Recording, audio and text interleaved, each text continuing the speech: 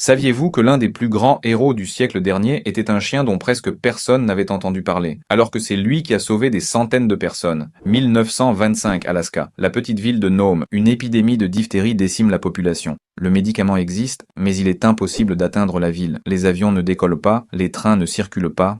Il ne reste qu'un dernier moyen, un attelage de chiens. Et le chef est un chien nommé Togo. Il a 12 ans, un âge où les chiens de traîneau sont généralement à la retraite depuis longtemps. Mais il est le plus expérimenté. Togo comprend les itinéraires mieux que les humains, même à l'aveugle. Ils avancent pendant 3 jours, 425 km sur la glace, dans la tempête et l'obscurité totale. L'homme ne voit rien, et dans ces moments-là, il fait simplement confiance au chien. Togo lit le monde à travers les vibrations sous ses pattes, le bruit de la glace qui se fissure, le mouvement du vent. N'importe quel autre chien serait tombé. Togo traçait le chemin millimètre par millimètre, il livre le sérum et sauve la ville. Mais les médias avaient besoin d'un beau héros. Un chien nommé Balto a mené l'attelage sur les 50 derniers kilomètres, lorsque Togo était déjà épuisé. C'est lui qui est devenu la star des journaux, des dessins animés et d'une statue à New York. Et Togo, ce n'est qu'il y a 6 ans qu'un film a enfin été réalisé sur lui, Togo, avec Willem Dafoe. Et les gens ont découvert la vérité pour la première fois.